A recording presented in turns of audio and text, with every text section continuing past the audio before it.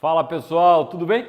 Vamos falar sobre os fluxos financeiros no processo da globalização, o chamado capital sem pátria.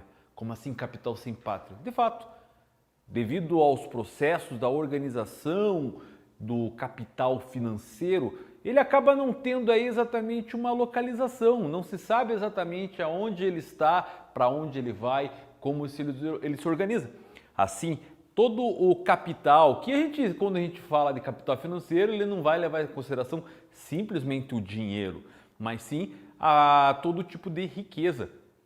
O ouro, a questão do próprio dinheiro, ações, letras de câmbio, enfim, diversos aspectos que acabam sendo importantes aí para a transferência de valores e de capitais de um país para o outro, de uma organização para outra, de um país para outro. Assim, então, as telecomunicações e o processamento de dados revolucionaram aí e ainda revolucionam o mercado financeiro. Se a gente parar para pensar numa bolsa de valores antigamente era um grande salão onde tinham diversos corretores ali discutindo e o tempo inteiro com telefones na mão, comprando, vendendo, compra aqui uma ação, venda aqui, compra lá. E isso acontecia num determinado salão onde tinha momento para abrir e para fechar, por exemplo, ali aquela bolsa de valores ou aquele mercado. Agora, esse capital, com o uso das telecomunicações e do processamento de dados, ele é totalmente digital. Hoje não existe mais os movimentos, a gritaria de uma bolsa de valores, pois é tudo digitalizado. E ele pode estar em qualquer lugar do planeta fazendo negociações naquele momento. Essas são as principais características aí desses fluxos de capitais financeiros, esse fluxo justamente do dinheiro, da riqueza passando de um lugar para o outro.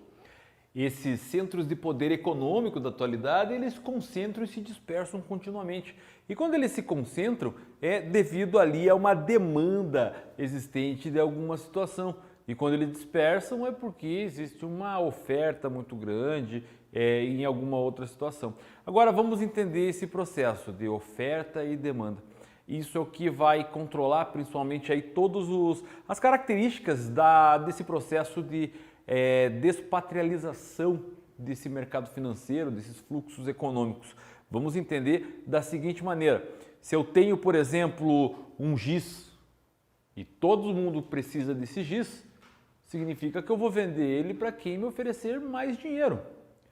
Em compensação, se todo mundo tem giz e somente eu quero comprar, eu vou comprar da pessoa que me vender mais barato. Então, a lei da oferta e da procura, uma das premissas básicas da economia, ela está continuamente também pregada nesses fluxos financeiros, nessa despatrialização, nessa mundialização do capital. Dessa maneira, então, podemos entender que determinado país, quando cria uma política econômica diferenciada, acaba atraindo muito capital para aquela região, para aquela situação. Da mesma maneira, quando há um erro na maneira de gestão de um governo, de uma política econômica, todo esse fluxo tende a fugir devido a essa característica da lei da oferta e da procura. E mais ainda, devido a esse aqui, o capital especulativo. A diferença é que esse capital especulativo, ele tem muito a ver com a crença das pessoas. Como assim crença das pessoas? Vamos entender? Mas primeiro vamos entender como é que funciona o capital produtivo. O capital produtivo, ele sempre é aquele lucro, o dinheiro, a riqueza produzida através aí da atividade, seja ela agrícola, industrial ou do comércio e do serviço. Esse tipo de capital é aquilo que vale o produto do qual você trabalhou, daquilo que você fez uma determinada atividade. A produção agropecuária é justamente o capital produtivo da agricultura, da pecuária.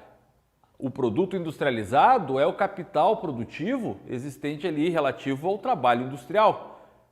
A prestação de um serviço ou o serviço realizado vai ser justamente ali esse resultado do capital produtivo justamente do setor terciário.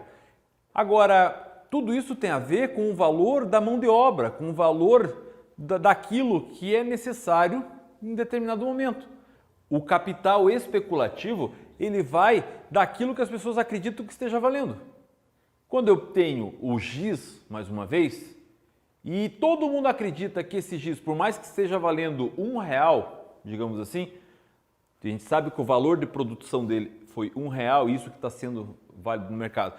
Mas esse aqui é o giz que o professor está fazendo a gravação das videoaulas. Eu estou fazendo as pessoas acreditar que este giz vale muito mais do que qualquer outro giz. Esse crédito que eu estou fazendo as pessoas acreditarem chama-se capital especulativo.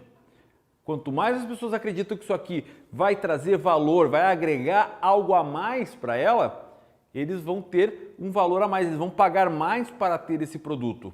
Só que esse capital especulativo, apesar de aumentar o preço dos produtos, ele pode também diminuir o preço dos produtos abaixo, inclusive, do seu próprio preço de que ele vale no capital produtivo. Vamos imaginar que, se ao invés de ser um giz que as pessoas querem muito ter, é um giz que ninguém quer ter, pois ele lembra algo ruim, uma situação, um evento que aconteceu que acabou tendo nele aí uma lembrança triste. Então as pessoas não vão querer comprar. A tendência, se eu quero vender esse giz, é que eu venda mais barato que eu puder. E às vezes o preço de custo da produção desse giz aqui vai ser ainda maior do que o preço que ele realmente vai valer.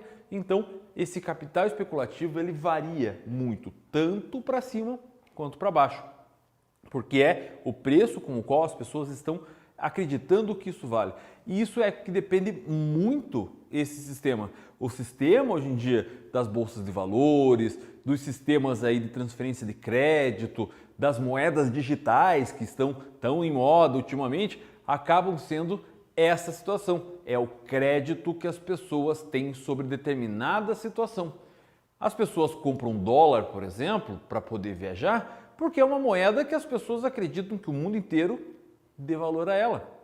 Ninguém vai comprar a moeda do Afeganistão para viajar, por exemplo, porque nem todo mundo vai aceitar. Então, esse crédito, essa aceitação faz com que os produtos e até mesmo as moedas aumentem e baixem de valor.